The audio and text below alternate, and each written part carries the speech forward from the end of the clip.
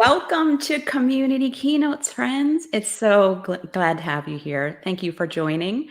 For those of you who are tuning in for the first time, we're a real show that features everyday individuals sharing some of their most vulnerable life experiences. And they aren't doing it for fame and fortune. They're doing it because they believe that their stories could serve as a survival guide for you. So, welcome. My name is Melissa Majors. Joined with me is the co producer, Amani Roberts. Hello, Amani. Hello, Melissa. How are we doing today? I'm extra excited today because one of my longtime friends is featured on the show. Yes, we're excited too. Episode 3, here we go. Absolutely. Yeah, I met Darron about 10 years or so ago when we worked for Wells Fargo. I loved being an employee for Wells Fargo. I'm a customer, I'm a big fan, and no, they did not pay for that plug, but they've earned it, so happy to give it. Yeah. But anyway, Darron and I met about 10 years ago. We were on an acquisition project, and he earned my respect instantly. Amani, he was a young executive. You could see he was clearly dedicated to success and quality, super funny, and everybody just adored him because he was so fair and just so easy to get along with. And so we stayed connected on social media after that project. And not too long ago, I saw a post from his life partner, Mercy, asking for prayers because Darron's life was in jeopardy. But the great news, Amani, is he made it. And Yes. he's on our show today to tell his story. Yes, And I he is. cannot wait for people to hear it. Right, And right. so I would like to ask all the viewers using chat, whether you're watching from Facebook or YouTube, let's welcome Darron to the stage. But before he joins us, I want you to check out this clip. All right. Yeah. Boom. How you feeling? Okay. Okay. Let's go a little bit further and then we'll turn around. Is that okay? Okay. Well, I had to learn to walk all over again. You see where I was in January 2018. Upon entering the ER, they said my life was in danger. My life was on a cliff, and it was a 50-50 chance I would survive. And they were doing everything in their power to bring me back and not going over the cliff. You see in that video, those deliberate and intentional steps I was taking. I couldn't focus on the future. I had to focus on the here and now, and literally the concentration, the determination to take each one of those steps. So today I'm here to share my journey of how I learned to walk, talk, and even think again. So the story goes back to in fall, winter of 2017. I had noticed I had some constant hiccups. I had noticed some blurry vision and also some issues with my equilibrium. Now, most of that I dismiss as I must be getting old. So this is what getting old looked like. Oh boy. But after this going on for several weeks, I decided to go to my local urgent care and have them take a look because maybe I just have a cold or a flu or something of that nature. So I go to my local urgent care. I meet with the physician assistant and he runs some tests and he comes back and say, well, you don't have a cold or flu. So I'm thinking, great, I can go on with the rest of my day here. But he goes, you know what? There are some concerns that you mentioned with your vision and equilibrium. So you should go over to the local hospital and get a CT scan. So now I'm looking perplexed. Like, why would I do that? You said everything's good. I'm healthy. Why would I go get a CT scan? Are you trying to get my money? How much is it going to cost? And he goes, well, again, someone at your age shouldn't be having the issues that you're talking about. So I recommend you going over to the local hospital for a CT scan. But before you do that, I don't want you to drive. I want you to call someone to come get you. Now you're really becoming an inconvenience and you're bothering me because now I need to call someone to come get me. I just drove here. So again, we bantered back and forth. I relented and I called Marcy. So Marcy's my life partner, my love, the beautiful mother of our kids, to say, hey, can you come get me at the urgent care and take me over to the hospital? And of course, she's like, why would I do that? I'm like, this guy wants me to go to get a CT scan and let's just go get it done, I guess. So she comes and arrives at the urgent care and then we go over to the local hospital. Upon arriving to the local hospital, they say, we'll do a CT scan. Great, let's get that done. Again, how much is this going to cost? Everyone just wants my money right now, is what I'm thinking, real time. So as I wrap up the CT scan, I do what anyone would do in the ER, waiting on test results. Marcy and I sat there and did our grocery list because we were going to go grocery shopping when we got done with the results here. But unfortunately, the doctor comes back and you see the stress in his eyes and on his face. And he goes, there's a mass on the back of your brain. And we had to get you over to one of the best hospitals in St. Louis, Missouri, Barnes Hospital, as soon as possible. And we called the flight team to airlift you over because the neurosurgeon team is waiting on you. Now, I'm like, what the heck did he just say? And I'm trying to process all this and understand the course of action here. So as we're getting ready for the flight team arrives and we're getting ready to fly over. I learned this later that the ER doctor told Marcy, give him a kiss and tell him you love him just in case he doesn't make it over on the flight. Again, I learned this later. So we're taking this 8-minute trip over. Again, I'm thinking, how much this helicopter ride is going to cost? And I'm on the helicopter with the doctor and the pilot. The doctor happened to be a lady, and I shared with her, I didn't imagine my first helicopter ride would be with a total stranger over the Mississippi River. Instead, I thought it would be with Marcy over the Grand Canyon or the New York City skyline. But life happens. So we're about to land on the roof. And if you guys have watched any hospital shows, you notice Grey's Anatomy, for example, they land on the roof of a hospital, and then the team of doctors and nurses come out in their white coats and they whisk you back in. Well, I can attest that happens in real life when you land on the roof. They come out, get you, and whisk you back in. So now I'm at the Barnes Hospital, and they come in and say, well, we need to run our own CT scan and MRI. And I'm thinking, I just had it done at the other hospital. You just want my money? How much is it going to cost? Why can't you use the results from those tests? And according to their regulations, they have to run their own tests before they make a recommendation. So again, I relented and had additional CT scan done. They come back and state, yep, there's a mass on the back of your brain. And I'm thinking like, thanks, Sherlock, for confirming that. And they then say, but that's not the real issue. And I'm thinking like, okay, what's the real issue? They're like, well, the real issue is where the mass is located and the back of your brain is blocking your brain stem. And it's causing a backup of fluid on your brain.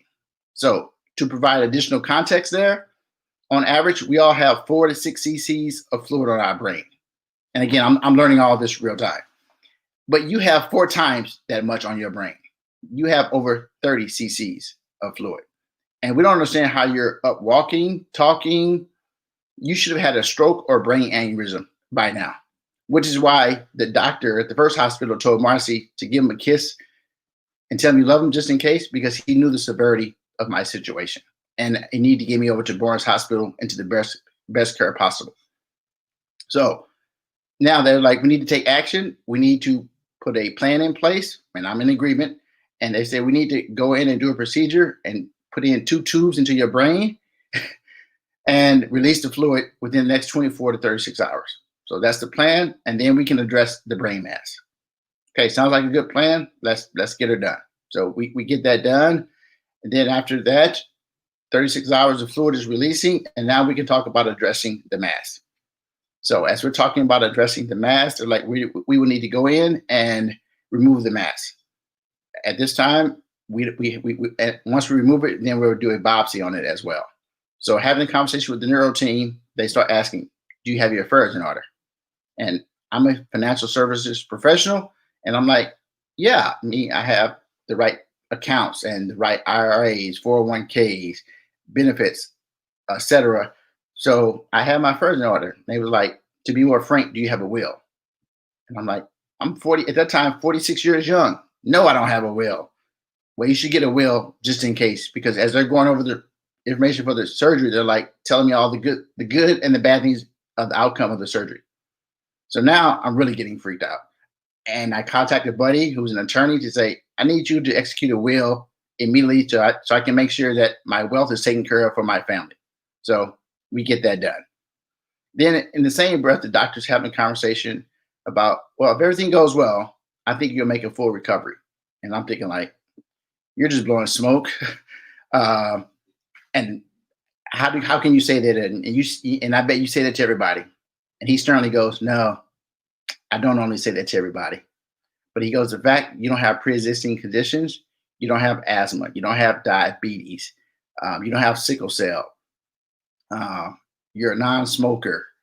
These are all good situations that we don't have to worry about treating. We can actually just focus on the mass and removing the mass. So basically, you walked in here fairly healthy, besides having this mass on the back of your brain. So I have a 10-hour surgery to successfully remove the brain mass that was the size of a tennis ball. Yes, the size of a tennis ball, which is why I was having issues with my balance and vision and things of that nature, because the mass was trying to take up room in my brain. So after successful surgery, all my prayers were answered. The biopsy came back benign. Great, terrific. Now, moving forward, I'm in the ICU for the next couple of weeks, about 2 weeks or so. And then there were some complications because the swelling wasn't going down. So the neuro team has a conversation with Marcy, say, again, the swelling's not going down. We may need to go in and remove part of Darron's brain. Now, some folks may say removing part of Darron's brain may be a good deal, but I didn't think it would be, so I didn't want to prove people right. So Marcy's asking the right questions. She's my advocate. She's my support. She's saying, I know my man, and he's not getting enough nutrients because she knows I get hangry if I don't eat. And I had some issues with my swallowing post-surgery, so I wasn't really eating all that much. So she's talking to the doctor and saying, how about a feeding tube to give him some more nutrients, and that would maybe help him heal. The doctor listened. They put a feeding tube in. That's not comfortable at all, just so we know that. And voila, it worked. Within a couple of days, the swelling started to subside, and they didn't have to go in to remove part of my brain. Also, the conversations we had in ICU were around things we have done and haven't done with our family. And one of the things we talked about was taking a trip to Europe with the family to go see some friends. Again, why haven't we ever done it? When are we going to do it? So I told Marcy there, at the end of the ICU, we're going to take that trip to Europe. I don't care how much it costs. Now, I did care how much it cost, but when you're in the ICU, you don't care how much it costs. So now the real work was going to begin. I would be moved into the rehab center. What does that mean? I moved into the brain and stroke center at Barnes Hospital that involved physical therapy, occupational therapy, vision, and speech therapy. All those things were a full-time job. Literally from 9 a.m. to 3 p.m., I'm in all those sessions. My physical therapist enjoyed seeing me coming because initially I walk in, I use walk in loosely, with a walker. And she goes, I don't get many former athletes, to work with. I'm going to have some fun with you. And she was a runner at Boston University. So she goes, by the time I'm done with you, I'm going to have you running out of here. And I said, please note, before I came in here, I was not a runner. So I'm just trying to walk again without the use of this apparatus. So that was some definitely challenging times during my rehab work, but it was all worth it.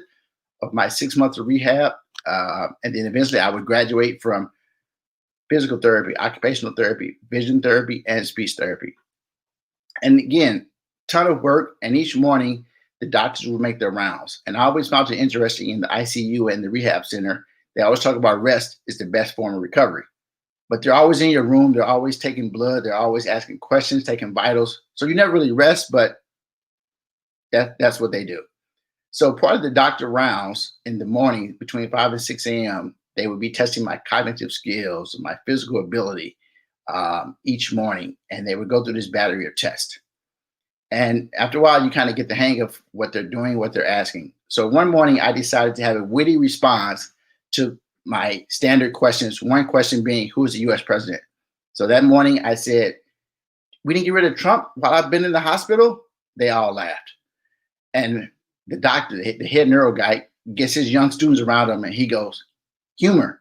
Humor is one of the greatest forms of intelligence. So, of course, I smile and go, he's right. I'm here all day if you need more humor, is my response. But also don't take out what I said if you did happen to vote for Trump, because you are trying to take care of me right now. And again, they all laughed. So I am here today because so many folks did their job right. I mean, from the physician assistant asking the right questions, telling me to go get a CT scan, their first ER doctor keeping me calm, cool, and collective, the flight team holding my hand as I'm flying to the hospital, My family, my friends, my community all supported me and my family doing this. And again, so many people got it right. But the most important person that got it right, to be frank, is Marcy. She was literally there the entire time in the ICU for the 2 weeks. She basically lived there. She built a tent city in the ICU. So when visiting hours were done, she would go live in the tent city. And then when visiting hours opened back up the next morning, she would return. And she also had great friends. And what do I mean by that? Well, when she was in the ICU, her friends would come see her and they would sneak in box wine. Yes, sneak in box wine, because if you bring in bottled wine, you can't go at the nurse's station for a corkscrew. That would probably be a violation somewhere. So her great friends coming in, providing her some box of wine, allow her to have some humor, relaxation, and laughter throughout her time there with me. So one of the other things is I don't hide my scars. I have a shunt that it keeps the fluid off my brain that had to be implanted post-surgery. But initially, I did hide my scars because not sure if I was ashamed, frightened, scared, probably all those emotions. But it wasn't until the day I came home and graduated from the rehab center. Again, I stayed there about 2 weeks. So the day I come home is February 14th, 2018. And most people go, oh, that's so sweet. You came home on Valentine's Day. Yes, it was sweet. It was Valentine's Day. But that's not the situation that gave me perspective. Because on that day, if you go back and look, that was the day of the Parkland shooting. So by the time I get home and get settled in, I haven't been home in a month. I get settled in and turn the news on and hear this tragic, senseless shooting take place. 17 families would no longer see their loved ones. And here I am feeling sorry for myself. Woe is me, but I'm still alive. Now, I got my struggles and I have my challenges, but I'm still alive. And there were families that would no longer see their loved one. So that puts it in perspective. Also, with the illumination of COVID-19, we see why we have to focus and take care of our health and our wealth. It is so important, especially in the Black and brown communities where the pre-existing conditions really impact when we get a cold, a virus, or a flu or something of that nature, which is why the doctor said I would probably make a successful recovery because I didn't have those pre-existing conditions. Also, what helped me in this situation was having a great employee with great benefits, to be frank. So I have a big shout out to Wells Fargo for the great benefits that they provide, not only with the financial package, but with the medical package as well. Because my situation could have been much dire due to the medical expenses that were really, really getting high, to be frank again. Now, the medical benefits that many of us check the box all came into play and all helped me throughout my situation. When we found out I was going to be having surgery and out for an undetermined amount of time, Marcy contacted my manager at the time, and he said, we are here to support Darron, and here's a process you need to follow to make sure all the benefits kick in. And my two leaders at the time, Cecil Burrows and Sandy Nowak, basically told Marcy, we got Darron's back. Whatever you need, no matter what time, day, hour, we have his back, and we want him to make a full recovery. Wow.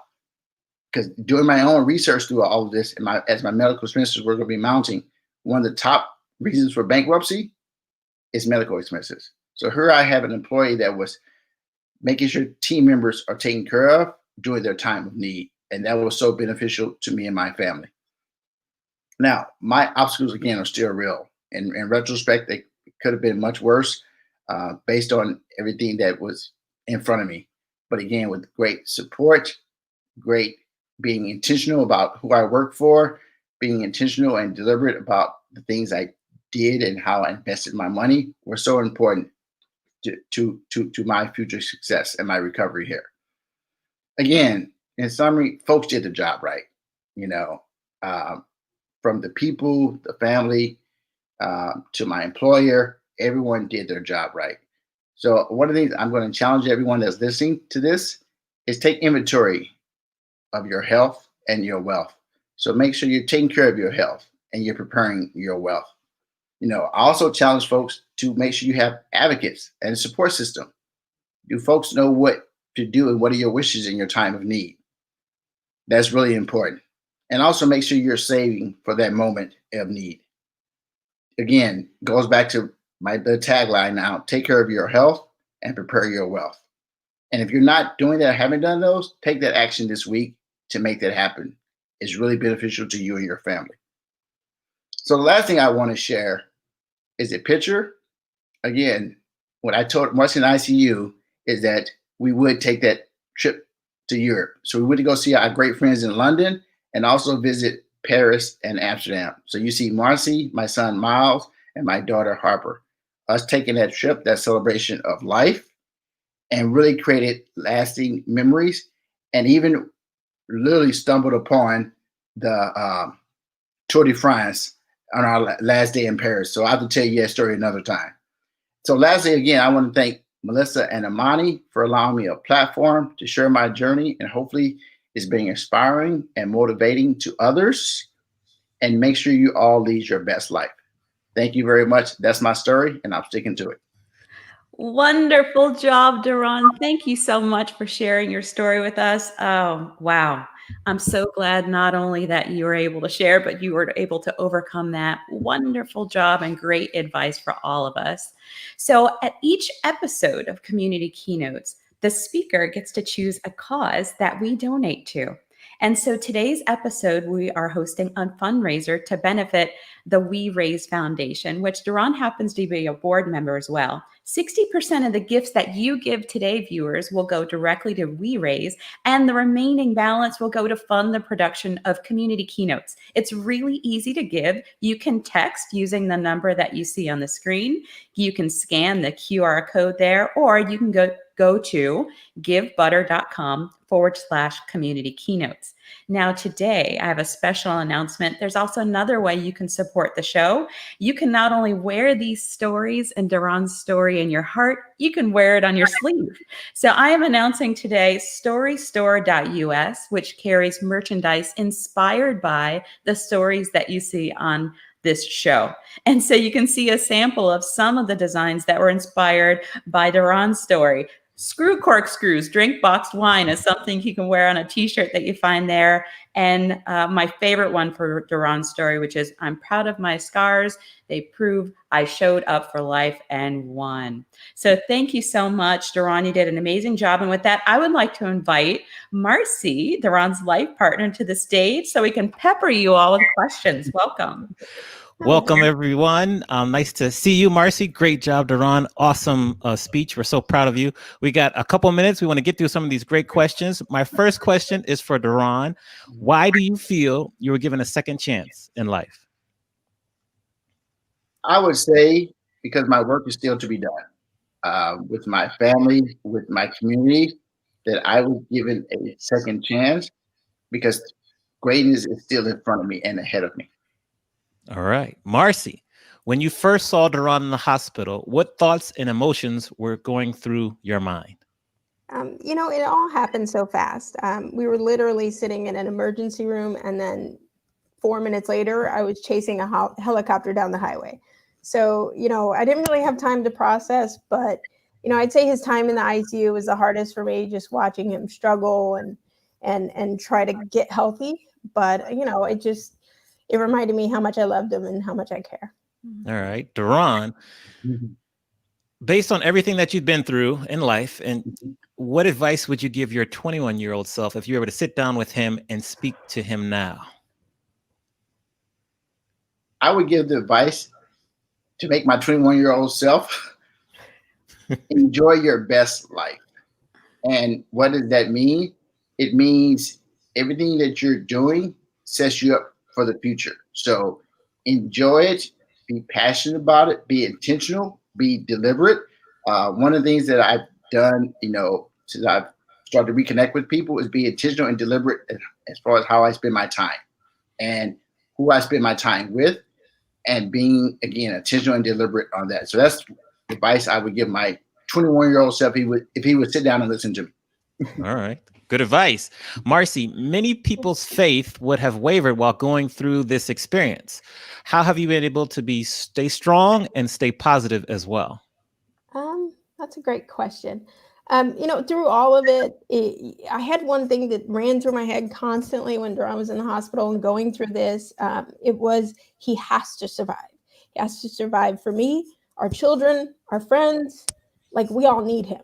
And that really took me and made me, everything I did every single day was so that he would survive. Yeah. Darron, you are right. She was an amazing support to you. You need to take her on another trip to Paris when the cooties are out of the air. Thailand. Thailand. Okay, Put it let's out put them there. on the spot. There are thousands of people watching you, Darron. Do you promise to take her to Thailand? Yes. All right, put it out there. So I think I have one more question for each of you. First, Darron, how have you been able to develop such a strong resilience muscle? Man, I've had so many questions posed to me. I've never had that question. Strong. So I'm related back to sports. For me, playing sports, for me, coaching for over 22 seasons, is that you had to think about, how are we going to win the game?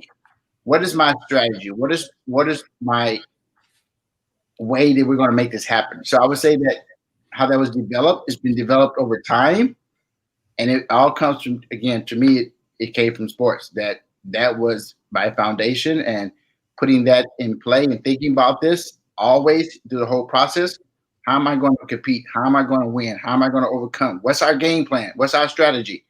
Those are things that always kept going through my mind to move forward.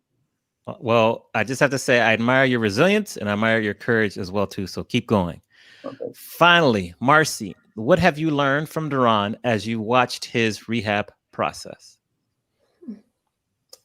I learned that he's stubborn. No, I already knew that. He always keeps going. He always keeps going, no matter what. And it's a great lesson for everyone, for our kids. He always puts one foot in front of the other, and he always keeps going. And it's amazing. That's great. Great tagline. So thank you all for being part of the Q&A. I'm going to turn it over to Melissa, who's going to take us home. But just really great job, Darron. And thank you for joining us, Marcy. Thank you so much, Darron. Amazing story. Thank you so much for sharing with all of us and with the viewers. Let's keep going. That's such an important thing to remember. Next week, we have something really special for you. Alice Parnas will be sharing her story. And she has, wow, it's really compelling. You do not want to miss this. So please make sure that you tune in on August the 5th at 1 Eastern, 10 Pacific, so you can hear Alice's mesmerizing story about shifting perspectives. And her story benefits the future possibilities for kids. Thank you so much for tuning in today. Again, all the proceeds from today's show, 60% will go to the We Raise Foundation. So whether you're watching this show live or you're tuning into the replay, please, we ask that you would gift We Raise and Community Keynotes so that we can continue fulfilling our mission. Thank you so much. I wish you all well.